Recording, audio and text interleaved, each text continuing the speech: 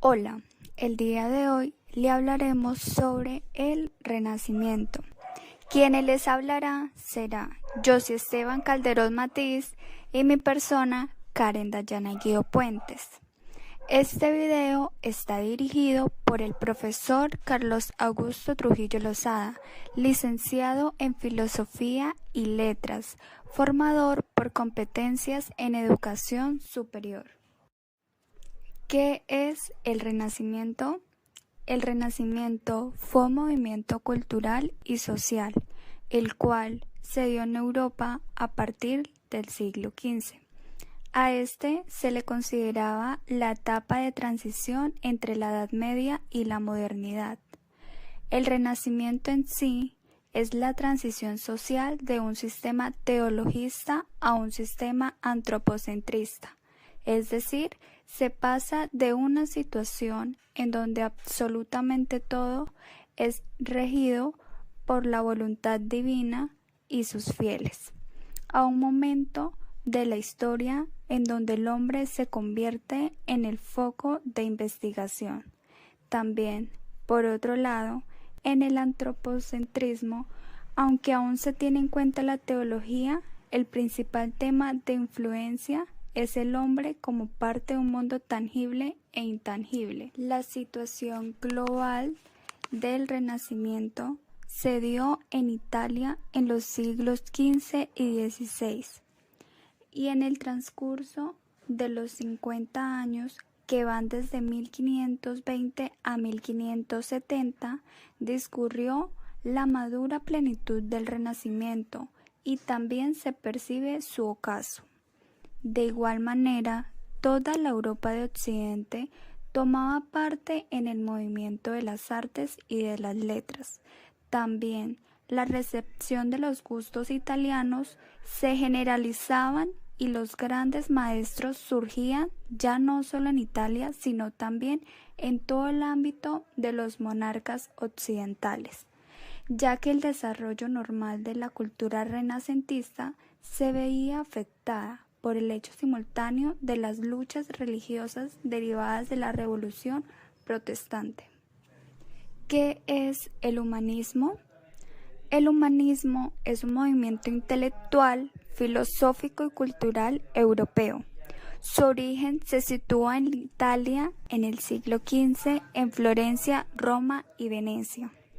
También el humanismo fue una escuela de pensamiento que se originó en el periodo renacentista y se caracterizó por una revisión del pensamiento y las letras clásicas de la cultura grecorromana.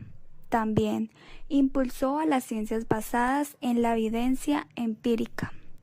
De igual forma, el término de humanismo fue creado en el siglo XIX para conceptualizar los cambios estéticos e intelectuales que habían surgido en el Renacimiento, y fue en este periodo histórico en el que se comenzó a utilizar la palabra humanista para poderse referir a quienes dominaban y enseñaban las letras y culturas básicas.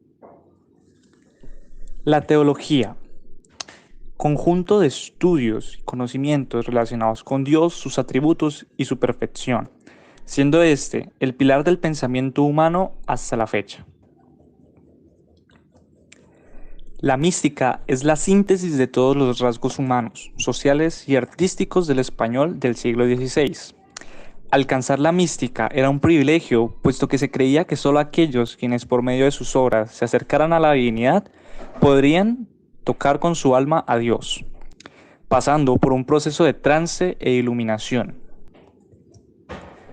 El humanismo tuvo diversos componentes, los cuales fueron el antropocentrismo, la figura del Dios creador, el uso de la razón sobre la fe, la difusión o esparcimiento del conocimiento común y la educación, el interés por la filosofía y las ideas clásicas, el rechazo a los principios y las tradiciones de la Edad Media, y finalmente la idea de un individuo libre.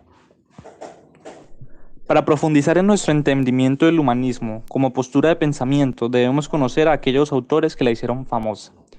Tomás Moro, autor de La Utopía, Reminiscencias platónicas. Erasmo de Róterdam, Fue un filósofo humanista, filólogo y teólogo cristiano neerlandés, considerado como uno de los más grandes eruditos del Renacimiento nórdico. Leonardo Bruni fue uno de los mejores escritores de latín de su tiempo y se empeñó en lograr que se tradujesen desde el griego las obras de Platón y Aristóteles. Finalmente, Michel de Montaigne, filósofo, escritor, humanista, moralista y político francés del Renacimiento, se le atribuye el descubrimiento del ensayo como forma literaria. Consideraba que la monarquía era la forma más adecuada para gobernar sin poner en peligro el orden ni la paz. Autor más importante de la época fue Miguel Ángel.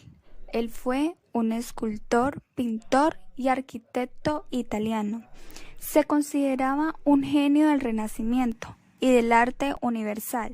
También desde pequeño tuvo un enfrentamiento con su padre para poder estudiar pintura.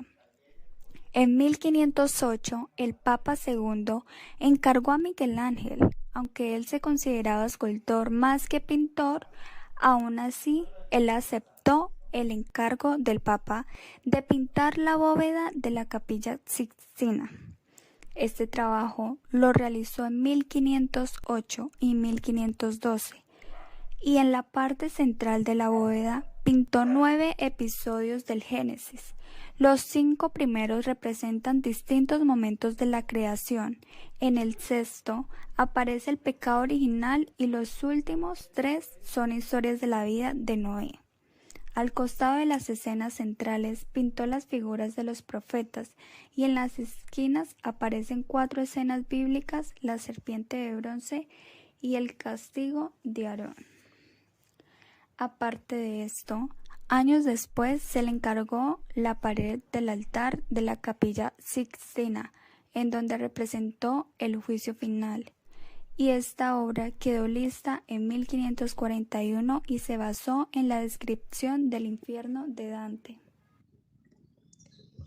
Y finalmente el individualismo, que puede definirse como la tendencia a pensar y actuar conforme a los principios y criterios del sujeto, con total independencia de las determinaciones sociales externas a su persona. Y con eso nos despedimos. Agradecemos a todos ustedes, amantes de la filosofía, y esperamos que con estos temas queden fascinados. El Renacimiento es algo impresionante. Ojalá esto sea otra oportunidad para el desarrollo como filósofos y pensadores. Estos fuimos Karen Guío y Yoshi Calderón. Que tengan un buen día.